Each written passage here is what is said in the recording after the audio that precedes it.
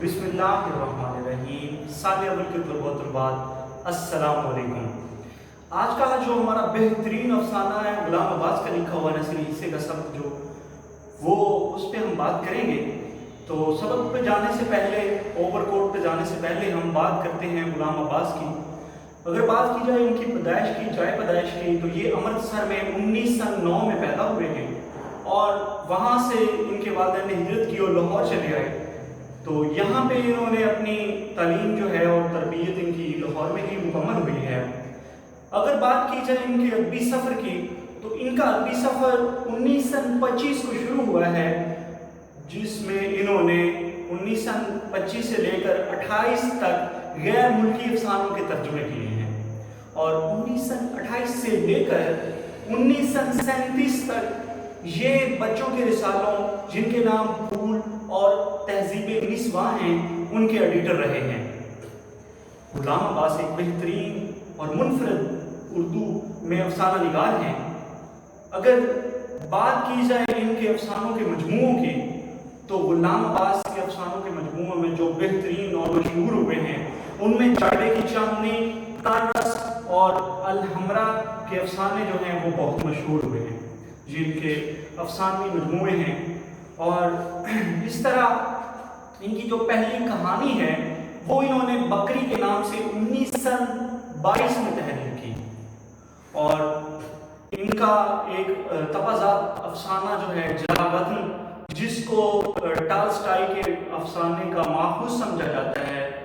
وہ بھی بہترین اور کامیاب افسانہ رہا ہے۔ ان کا پہلا افسانہ جو ہے اس کا نام مجسمہ ہے، لیکن اگر ان کو دیکھا جائے تو شہرت جو ان کو ملی ہے، جس افسانے سے ان کو شہرت ملی ہے، وہ افسانہ ان کا بہترین اور شرافت افسانہ آنندی ہے۔ غلام حسین حقیقت نگاری پہ کام کرتے ہیں اور معاشرے میں جو لین دین خرابیاں اور معاشرے میں جو قریب ترین معاشرے کی چیزیں ہیں ان کو دکھاتے ہیں۔ تو ان کی ادبی خدمات کی وجہ سے ان کو ستارہ امتیاز حکومت کی طرف سے 1968 میں ملا، اور ان کی وفات جو ہے وہ 2 نومبر 1982 کو ہوئی ہے۔ تو یہ ان کا تعارف تھا۔ اب ہم چلتے ہیں افسانہ اوور کوٹ۔ جو ہمارا آج کا افسانہ اوور کوٹ ہے، یہ غلام عباس کا لکھا ہوا بہترین افسانہ ہے، جس میں انہوں نے جزیات نگاری، مکالمہ نگاری اور بانگ پن، جو انداز کا بانگ پن ہے، اس کو آسن انداز میں نبھایا ہے۔ اور کہانی اس کی کچھ اس طرح سے ہے کہ جنوری کی شام ہے۔ آپ سمجھتے ہیں جنوری میں سخت سردی ہوتی ہے، جنوری کی ایک شام ہے اور ایک وضاقتہ سے کافی فیشنیبل لگنے والا ایک لڑکا مار روڈ پہ چل رہا ہے اور چیرنگ کراس کی طرف جا رہا ہے۔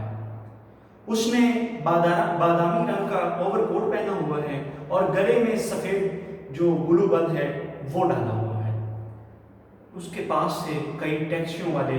گزرتے ہیں، تانگے والے گزرتے ہیں اور اس کو لفٹ کی پیشکش کرتے ہیں، لیکن وہ نو تھینکس کہہ کے ان کو ٹال دیتا ہے اور اپنی دھن میں وہ اپنی بیگ کی چھڑی کو گنگناتے ہوئے وہ چیرنگ کراس کی طرف جا رہا ہے۔ پھر کیا ہوتا ہے کہ لارنس گارڈن جو ہے اس کے پاس پہنچ کے وہ دیکھتا ہے کہ خشکی جو ہے، جو سردی ہے، اس نے وہ گھاس کو ختم کر رکھا ہے اور ایک چھوٹا سا ٹکڑا گھاس کا وہاں پہ کچھ بچے کھیل رہے ہیں۔ تو وہ بچوں کی طرف دیکھنا شروع کر دیتا ہے۔ تھوڑی دیر کے بعد یوں لگتا ہے کہ جیسے بچے اس کی توجہ سے شرما کر گیند پکڑتے ہیں اور وہاں سے چلے جاتے ہیں۔ سردی کی شدت میں اضافہ ہو رہا ہے، یہ وہیں بیٹھا رہتا ہے اور آتے جاتے لوگوں کو دیکھتا ہے۔ وہاں پہ دنیا و مافی ہاں سے بے خبر جو لوگ ہیں وہ آس پاس سے گزر رہے ہیں، کوئی اس کی طرف نہیں دیکھ رہا، اور کچھ لوگوں نے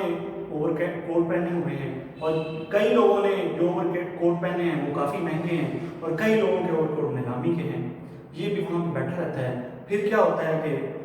یہ پان والا ایک لڑکا پاس سے گزرتا ہے تو اس سے ایک سگریٹ لے کے یہ وہ جلاتا ہے اور کش لگانے لگتا ہے۔ اس کے پاس ایک چھوٹی سی بلی آ کے بیٹھ جاتی ہے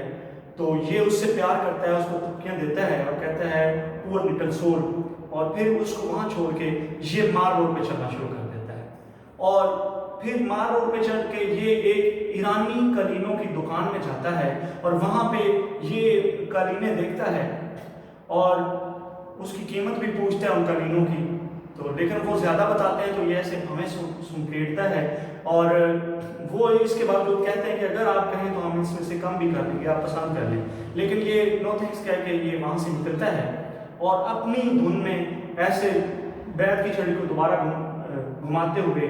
یہ چیرنگ کراس کی طرف جا رہا ہے اور ہائی کورٹ کی عمارتوں کے سامنے پہنچتا ہے، تو کیا ہوتا ہے کہ پیچھے سے ایک اینٹوں سے بھری ہوئی لاری آتی ہے اور یہ اس لاری اس کو رون جاتی ہے، اور جو اس کا ڈرائیور ہے وہ لاری کو بھگا لے جاتا ہے تاکہ اس پہ کوئی مقدمہ وغیرہ نہ بنے۔ کیا ہوتا ہے کہ اس کے جسم سے کافی سارا خون بہہ گیا ہے، اس کی ٹانگیں ٹوٹ چکی ہیں اور اس کو ہسپتال میں لایا جاتا ہے، تو شعبہ حادثات میں جن ڈاکٹرز اور نرسز کی ڈیوٹی ہے ان میں مسٹر خان اور دوسری طرف دو نرسیں شہناز اور گل ہیں، وہ اس کو اسٹریچر پہ لٹا کے جب ایمرجنسی وارڈ میں اس کو دیکھتی ہیں تو ان کو محسوس ہوتا ہے کہ یہ تو کوئی بہت امیر گھرانے کا لڑکا ہے جس نے اس طرح سے اوور کوٹ اور فیشنیبل لگ رہا ہے تو پہنا ہوا ہے، تو وہ کیا کرتی ہیں، وہ اس کا اوور کوٹ جو ہے اس کو اتارتی ہیں آپریشن تھیٹر میں لے جا کے، تو ایک دوسرے کی طرف دیکھ کے حیران ہوتی ہیں کہ اوور کوٹ کے نیچے قمیض ہی سرے سے نہیں، پھر دیکھتی ہیں کہ جو پاجامہ باندھا ہوا ہے وہ اس کو بھی نکٹائی کے ساتھ باندھا ہوا ہے، اس کو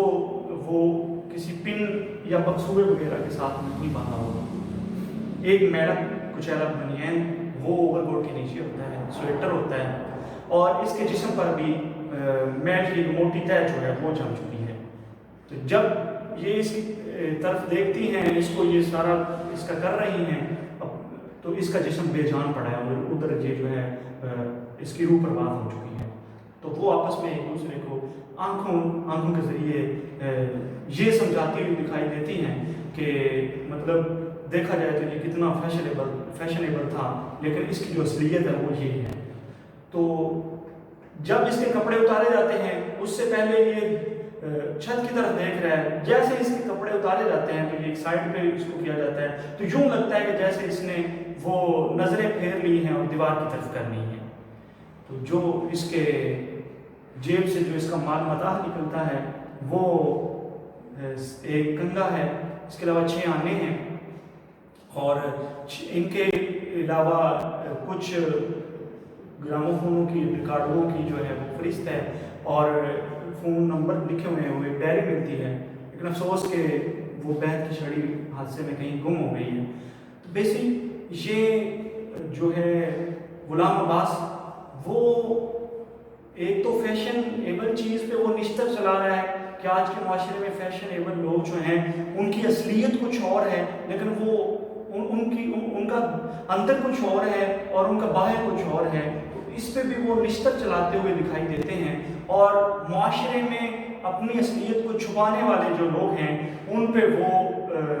مطلب کہ ایک اچھے طریقے سے طنز کرتے ہیں۔